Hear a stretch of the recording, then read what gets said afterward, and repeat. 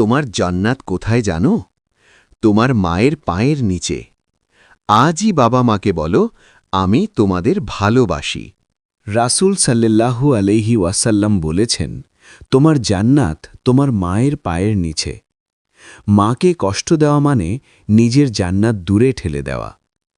আজই মায়ের কাছে গিয়ে বলুন, মা, আমি তোমাকে ভালোবাসি। আল্লাহ আমাদের মা বাবাকে হেফাজত করুন। কষ্টের সময় ধৈর্য ধরো। আল্লাহ জানেন তোমার ব্যথা। যদি তুমি ধৈর্য ধরো, বিজয় তোমার হবেই। আজই মনে রেখো, ধৈর্য আল্লাহর কাছের শক্তি। যদি আজ তুমি হতাশ, দোয়া করো। দোয়া তোমার ভেতরের শান্তি, আল্লাহর কাছে তোমার আহ্বান। ছোট্ট সময়ের দোয়াও বড় চমক আনতে পারে। আপনি কি জানেন, কেয়ামতের দিন প্রথম যে আমলটার হিসাব নেওয়া হবে তা হল নামাজ।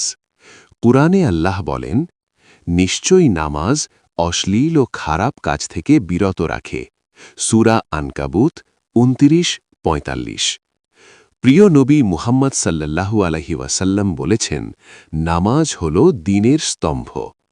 তাই আজ থেকেই ৫ ওয়াক্ত নামাজ শুরু করি। আল্লাহ আমাদের সবাইকে তাওফিক দান করুন। আমিন। কবরের ভিতরের কথা। একদিন তোমাকেও শুইয়ে দেওয়া হবে অন্ধকার কবরের ঘরে। চারপাশে থাকবে শুধু মাটি। না থাকবে বন্ধু, না থাকবে পরিবার, না থাকবে মোবাইল, না থাকবে টাকা পয়সা। সেদিন শুধু ৩টি জিনিস তোমার সাথে যাবে: তোমার আমল, তোমার ঈমান আর তোমার কাজের হিসাব। হাদিসে এসেছে, কবরেই শুরু হয় আখিরাতের প্রথম ধাপ। প্রশ্ন করা হবে, তোমার রব কে? তোমার দ্বীন কি? তোমার নবী কে? যদি উত্তর ঠিক হয়, কবর হবে জান্নাতের বাগান, আর যদি ভুল হয়, কবর হবে জাহান্নামের গর্ত। আজ সময় আছে তওবা করার, নামাজ ঠিক করার, গুনাহ থেকে ফিরে আসার। মনে রেখো, কবরের অন্ধকারে আফসোস করে লাভ হবে না। আল্লাহ আমাদের সবাইকে কবরের আযাব থেকে হেফাজত করুন। আমিন। মা বাবার জন্য দোয়া। তুমি কি আজ মা বাবার জন্য দোয়া করেছ? যাদের কারণে তুমি আজ পৃথিবীর আলো দেখেছ, যারা নিজের সুখ বিসর্জন দিয়ে তোমাকে মানুষ করেছে, চলো আজ তাদের জন্য এই দোয়া করি। রব্বির হামহুমা কামা রব্বায়ানি সগীরা। এর অর্থ, হে আমার পালনকর্তা, তাদের প্রতি দয়া করুন, যেমন করে শৈশবে তারা আমাকে লালন পালন করেছেন। আজই মা বাবার জন্য এই দোয়া পড়ুন আর ভিডিওটি শেয়ার করুন, যেন অন্যরাও দোয়া করতে পারে। এই কাজ করলে রিজিক কমে যায়। আপনি কি জানেন, কিছু কাজ আছে যেগুলো করলে আল্লাহ রিজিক কমিয়ে দেন? হ্যাঁ, ১. নামাজে অবহেলা করা। যে ব্যক্তি ফরজ নামাজ ঠিকমতো আদায় করে না, তার জীবনে বরকত কমে যায়। ২. মিথ্যা বলা ও প্রতারণা করা। রাসূল সাল্লাল্লাহু আলাইহি ওয়াসাল্লাম বলেছেন, সত্যবাদিতা রিজিক বাড়ায়, আর মিথ্যা রিজিকের বরকত নষ্ট করে। ৩. আত্মীয়তার সম্পর্ক ছিন্ন করা। যে আত্মীয়তার সম্পর্ক রাখে, আল্লাহ তার রিজিক বৃদ্ধি করেন। ৪. গুনাহের কাজে লিপ্ত থাকা।